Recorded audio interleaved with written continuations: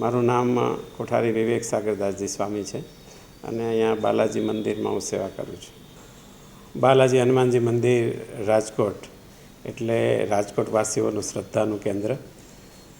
આજે ભારત વર્ષ આ સ્વતંત્રતા પર્વ 15 ઓગસ્ટ ઉજવી રહ્યું છે ત્યારે બધાના હૃદયમાં દેશ પરત્વેની જે ભાવના છે એ આજે પણ બાલાજી હનુમાનજી મંદિરમાં બધા ભક્તોની શ્રદ્ધા અને ભાવનાથી દાદાને આ તિરંગાના જે વસ્ત્રો ધારણ કરવામાં આવ્યા છે એ ખૂબ બધા ભક્તોની લાગણી અને દર્શન કરીને બધા વધારે અભિભૂત થાય છે.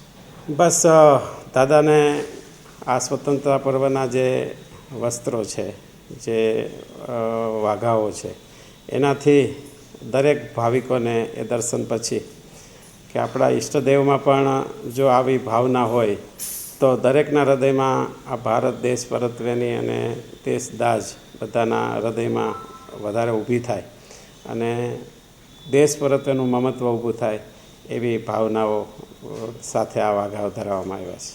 સાંજ સમાચાર ફેસબુક પેજને લાઇક કરો, વિડીયો શેર કરો અને વધુ વિગતવાર સમાચાર માટે sanssamachar.net વિઝિટ કરો.